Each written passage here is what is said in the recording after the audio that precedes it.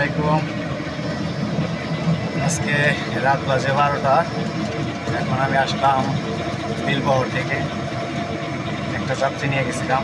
আমি আগের ভিডিওতেও বলছি যে আমি রাত্রে আসলে অটো চালাই, কারণ দিনের বেলায় ওইরকম হয় না। যেটা হচ্ছে মনতলা, শুনশান নীরবতা, একটা লোকজন নেই। যে জায়গায় নাকি হাজারো মানুষের ভিড় থাকে, আজ সে জায়গা একদম নীরবতা। তো আজকে তাও রোডে দু একজন লোক দেখা যাচ্ছে, দু একটা গাড়ি চলতেছে।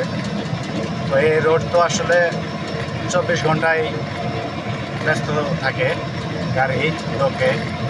আর এই জায়গা বিশেষ করে এখন বর্তমান খুবই লোক বেশি থাকে, কারণ যেহেতু একটা রিসোর্ট হয়েছে। তো এখন বর্তমান আমি একা যাইতেছি রোডে, একটা যাত্রী নামাই দিয়ে আসলাম।